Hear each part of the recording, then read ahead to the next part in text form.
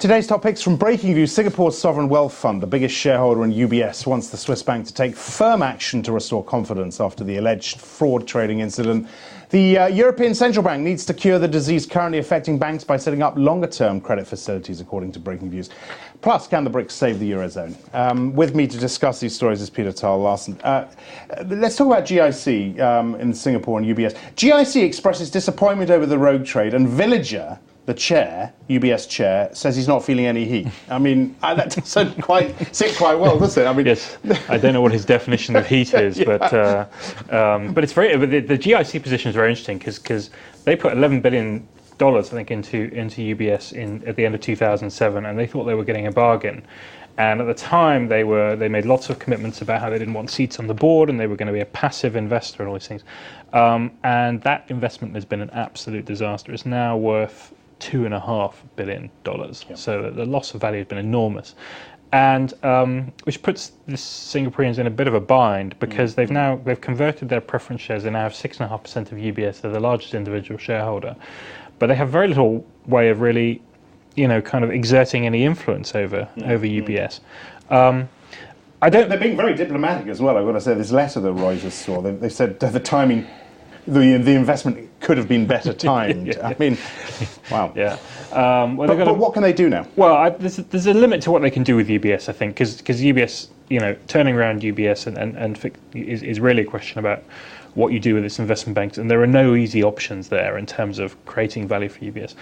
As far as GIC are concerned, there are some sort of ancillary benefits that might still come from that investment. For example, they can put pressure on UBS, they probably are already putting pressure on UBS to sort of make sure that as they develop their regional hubs in Asia, that they make sure that they develop Singapore and not Hong Kong and other places. So that, there's probably, in terms of sort of the battle for supremacy, in terms of the financial centers in Asia, Singapore probably has some influence there, which may actually offset some of the losses.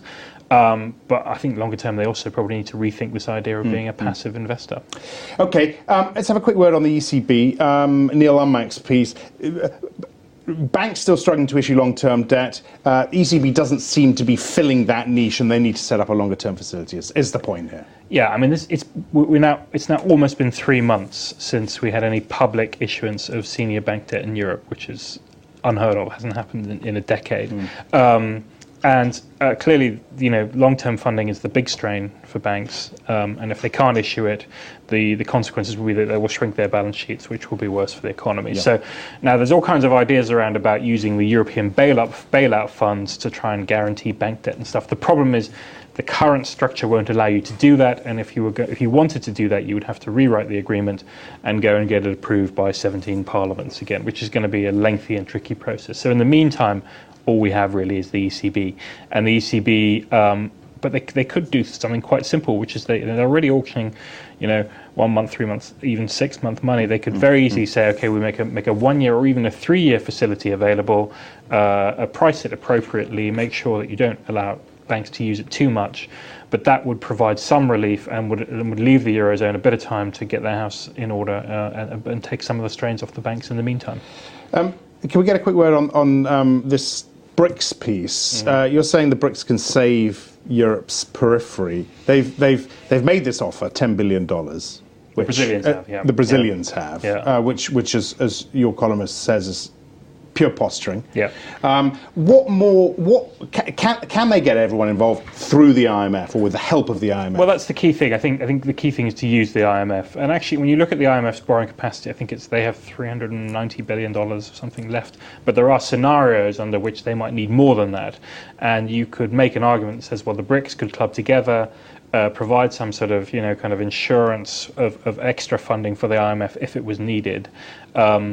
And the advantage of doing it from the IMF is that it's collective and also that it's preferred as a creditor, so they would get repaid before anyone else.